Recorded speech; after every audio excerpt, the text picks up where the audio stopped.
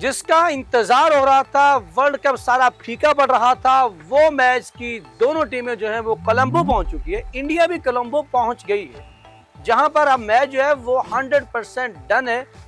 बारिश के कितने चांसेस है ये भी आपको बताएंगे, लेकिन पाकिस्तान की प्लेइंग 11 जो है उसका पाकिस्तान ने तकरीबन ऐलान कर दिया। पाकिस्तान ने खुफिया हथियार भी रखा है। पाकिस्तान ने किस किस को आजमाने की जो है वो यहाँ पर ठान ली है। पाकिस्तान ने 2 बड़ों को बाहर निकाल दिया है और 3 मुकम्मल तब्दीलियां जो है वो पाकिस्तानी स्क्वाड के अंदर नजर आएंगी। कुछ कह रहे थे कि पाकिस्तान को उसी विनिंग कॉम्बिनेशन के साथ जाना चाहिए, लेकिन पाकिस्तान कुछ सीरीज से यही करता आ रहा है।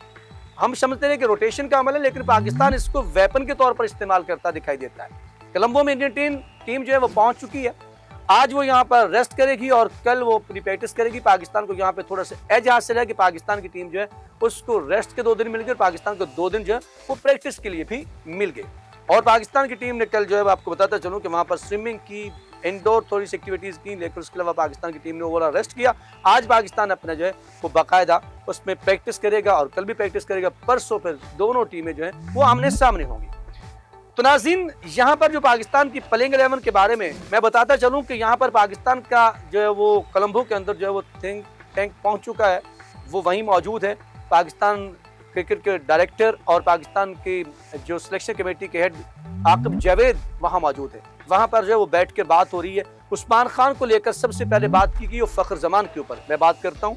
अगर आप पाकिस्तान के बेंच के ऊपर देखें तो पाकिस्तान के बेंच के ऊपर जो आपके स्क्वाड के अंदर बैठा हुआ है वो फ़खर जमान फौजी बाहर बैठा हुआ है, जिसको लेकर लोग बहुत देर से जो है वो उसके ऊपर बात कर रहे हैं। और बताता चलूँ कि फ़खर जमान का इंडिया के खिलाफ ओडीआई और T20 के अंदर रिकॉर्ड शानदार रहा है। आप उठा कर बहुत बेहतर है पाकिस्तान के बाकी प्लेयर्स की जो अगर उनसे कंपैरिजन किया जाए। तो यहाँ पर जो है फ़खर जमान को किसकी जगह पे शामिल किया गया और उसके बाद जो है ख्वाजा नाफे जो है वो उस्मान खान के ऊपर जो है वो सर पकड़ के बैठे कि उस्मान खान कीपिंग अच्छी कर रहे होंगे, लेकिन वो उतने सूदमंद वर्ल्ड कप के अंदर जो है वो साबित नहीं हो रहे। गो के नया खिलाड़ी इसके ऊपर कुछ ने ये बात कही कि वो प्रेशर को बर्दाश्त नहीं कर पाएगा। तो मैं ये देखता हूँ कि असाबी तौर पे ज्यादा मजबूत है ये यंग ख्वाजा नाफे को भी पाकिस्तान की टीम में शामिल करने का फैसला कर लिया गया है। उस्मान खान बाहर बैठेंगे और बड़ा फैसला फौजी कहाँ पे जो है वो उसको सेट किया जाएगा, क्योंकि इंडिया के को भी थोड़े से चांसेस जो है उसकी टीम के अंदर भी हैं कि जो है वो आपको पता है अभिषेक शर्मा जो है वो पेट का उनका ख़राब हुआ, जिसकी वजह से वो हॉस्पिटल चले गए थे।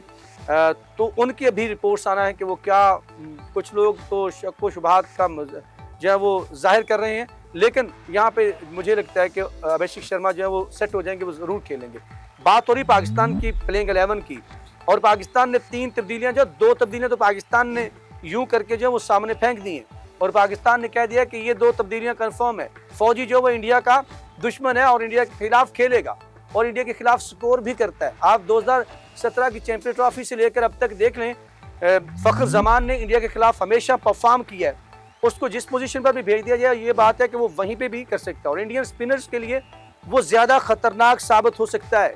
पाकिस्तान ने यहाँ पर एक अच्छी तब्दीली की है जो इंडिया के लिए जो है वो दर्द सर बन सकती है। पाकिस्तान का मिड ऑर्डर जो नाकाम दिखाई दे रहा था, बाबर आजम पिछले मैच के अंदर जो है वो फॉर्म में वापस आए हैं, क्लासिकल शॉट्स भी मारे हैं, बड़ा शॉट भी मारा है। तो लग रहा है कि पाकिस्तान अपने मिड ऑर्डर को मजबूत करने के लिए फ़खर जमान को ले आया है और मैं बताता हूँ किसकी जगह पे लेके आया है और उसके ऊपर अभी बहस चल रही है। ख्वाजा नाफे जो है वो भी खेलेंगे, वो विकेट कीपिंग करेंगे। ये पाकिस्तान के थिंक टैंक माइक हैजन और ये सारे मिलकर इसके ऊपर बैठे हैं कि इंडियन जैसी बैटिंग लाइन और अगर बड़ा स्कोर हो जाता है तो फिर वहाँ पर ख्वाजा नाफे जो है उसके अंदर ये सलाहियत मौजूद है कि वो हार्ड हिटिंग करके जो है वो इंडिया को जो है वो जेर कर सकता है, दबाव में ला सकता है। उनके स्पिनर्स को भी और फास्ट बॉलर्स को भी हिट मारने की उसकी बहुत अच्छी सलाहियत है। वो आपने श्रीलंका के खिलाफ सीरीज के अंदर देख भी लिया था उसकी शॉट्स की जो सिलेक्शन थी। तो यहाँ पर ये 2 तब्दीलियाँ जो हैं वो ज़रूरी हैं और तीसरी तब्दीली के ऊपर जो है वो सर पकड़े बैठी हुई है, वो पाकिस्तान ने करनी है, क्योंकि कोलंबो की जो मैं देखता हूँ कि यहाँ पर जो कंडीशन है ये फास्ट बॉलर्स के लिए हमेशा बड़ी अच्छी रही है। यहाँ पर किसी वक्त भी बॉल स्विंग हो सकता है, तो इसके लिए नसीम शाह जो वो बेस्ट ऑप्शन है। लेकिन पाकिस्तान के लिए जो बहुत बड़ी दर्द-ए-सर है, अगर पाकिस्तान का स्पिन अटैक मजबूत दिखाई देता है तो पाकिस्तान का फास्ट बॉलिंग बहुत कमज़ोर दिखाई देती है और फिर इंडिया जैसी टीम के खिलाफ जहां पर शहनशाह अफरीदी अगर 41 रन खा सकती हैं आम टीम के खिलाफ, तो यहाँ पर 50 भी करवा सकती हैं। और उनका ये होता है कि वो पहले 2 ओवर्स के अंदर जो है वो अटैक करते हैं। अगर वो उनका अटैक चल गया तो आप याद रखिएगा कि फिर वो अगले ओवर्स में वो रिदम में आकर बहुत उम्दा करते हैं। तो यहाँ पर पाकिस्तान 2 तरह से सोच रहा है कि क्या शहनशाह अफरीदी को बरकरार रखा जाए, उनके साथ नसीम शाह को लाया जाए, या फिर सलमान मिर्जा हो सकता है उसके ऊपर, क्योंकि ये अगर कंडीशन बात बॉल की हिलने वाली हुई, सीम वाली हुई, तो फिर जो नसीम शाह वो ज्यादा बेस्ट है। और डेथ ओवर के अंदर भी उनका स्लो वन बाउंस और इस तरह की वो यार्कर करने की सलाहियत भी रखते हैं। लेकिन सलमान मिर्जा के पास जो वो वेरिएशंस का एक काफी कारगर जो है वो हथियार है। अब देखना यह है कि पाकिस्तान किसको बिठा के जो है वो फ़हीम अशरफ जो है वो उससे दोनों मैचेस के अंदर बॉलिंग नहीं करवाएगी, वो सिर्फ बैटिंग उन्हें एक मैच के अंदर पाकिस्तान के वो काम आए, लेकिन उसके अलावा वो कोई बॉलिंग के अंदर एक बॉल भी उन्होंने नहीं किया। क्या रहना, फ़हीम अशरफ को सिर्फ बैटिंग के अंदर रखा जाएगा, क्योंकि पाकिस्तान ने जो फ़ख्र ज़मान की मैं बात कर रहा हूँ, पाकिस्तान ने जो है वो मोहम्मद नवाज के ऊपर जो है वो तलवार लटका दी है कि मोहम्मद नवाज जो है उनको बाहर बिठा दिया जाए, क्योंकि इंडियन 5 बैट्समैन जो है वो लेफ्ट हैंडर हैं। जब 5 लेफ्ट हैंडर बैट्समैन खेलेंगे तो ये कहा जाता है पाकिस्तान अगर एशिया कप का अगर आप फाइनल उठा के देखें तो वहां पर भी जो मोहम्मद नवाज हैं उनको से बॉलिंग नहीं करवाई जाती लेफ्ट हैंडर के अगेंस्ट। वो एक है कि वो नहीं करते, हालांकि वो आउट भी करते हैं, लेकिन उनकी बैटिंग जो वो भी मायूस कर रही है। तो इसके ऊपर माइक हैसन के पसंदीदा भी हैं, तो वो इस बात पे सोचने पे मजबूर हैं कि जो है वो मोहम्मद नवाज को बाहर बिठा दिया जाए और फ़ख्र ज़मान को खिला दिया जाए। और जो मोहम्मद नवाज के 4 ओवर है उनका कोटा जो है वो लेफ्ट हैंडर के खिलाफ काफी कारगर साबित होने वाले। पाकिस्तान के ओपनर नौजवान ऑलराउंडर आईसीसी के नंबर 1 साइम अयूब जो है वो कमी को पूरी कर सकते हैं। साइम अयूब जो है वो आपको पता है इंडिया के खिलाफ उस वक्त उन्होंने विकेट हासिल किया था जब पाकिस्तान के बॉलर्स पिटना शुरू हो गए थे। आगाज में शहनशाह अफरीदी को पहली बॉल के ऊपर छक्का लगा दिया था अभिषेक ने। तो ये लेकर पाकिस्तान जो है वो मोहम्मद नवाज को बाहर बिठाने की सोच रहा है, लेकिन उधर से ये है कि पाकिस्तान ले आएगा इन कर लेगा, लेकिन नसीम शाह को कहां पे लाएगा। इसके लिए बहुत सख्त मुकाबला है। पाकिस्तान जो मजीद स्पिनर्स को पाकिस्तान जो है वो कम नहीं कर सकता। इसमें देखना यह है कि पाकिस्तान जो है वो क्या फ़हीम अशरफ को बाहर बिठाता है या फिर पाकिस्तान जो है वो पाकिस्तान किसी और स्पिनर्स को कम करता है, क्योंकि मुझे यही दिखाता है यही ऑप्शन है। इसके अलावा ना इब्रार बाहर हो सकता है, ना उस्मान तारिक बाहर हो सकता है, और ना ही जो है वो शादाब खान को आप बाहर कर सकते हैं। ऑलराउंडर वाली बात है तो फ़हीम अशरफ जब मोहम्मद नवाज हो जाएंगे तो क्या माइक हैसन के अंदर इतना जिगरा है कि वो फ़हीम अशरफ को भी बाहर बिठा दें। फ़ख्र ज़मान के आने और ख्वाजा नाफी के आने से इतनी बड़ी हो जाएगी कि पाकिस्तान ऐसे बॉलर्स को जो स्पेशलिस्ट बॉलर हों, प्योर बॉलर हों और उनके ऑलराउंडर की उनके अंदर रमक ना हो। जैसे आपके पास नसीम शाह मौजूद है, नसीम शाह अगर देखा जाए तो वो बैटिंग भी किसी हद तक हिट्टे भी मार सकते हैं और उसने कुछ ऐसा कर दिखाया है।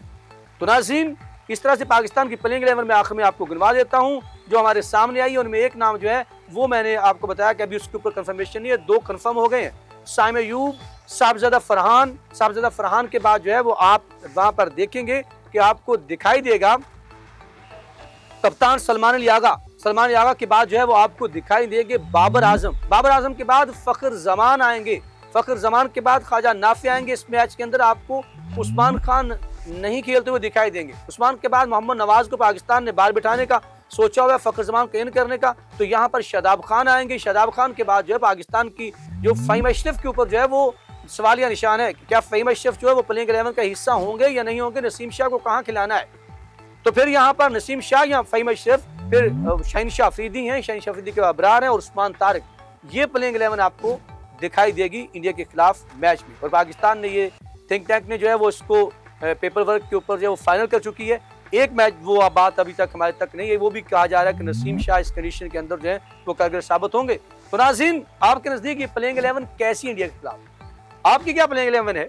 आप किस बैट्समैन को डालना चाहते हैं, किसको निकालना चाहते हैं, कौन सा बॉलर आपके नजदीक खेलना चाहिए या नहीं खेलना चाहिए? कमेंट सेक्शन में जाके अपनी प्लेइंग 11 भी आप लिख सकते हैं। अब तक के इतना ही। यहाँ पर मुझे अखलाक सालुक को, अपनी पूरी टीम 94 और मेरे कैमरामैन फ़हीम सदीकी के साथ दीजिए इजाजत। अगर जिंदगी ने साथ दिया तो आपसे मुलाकात होगी नई अपडेट के साथ। तब तक के लिए अल्लाह निगहबान।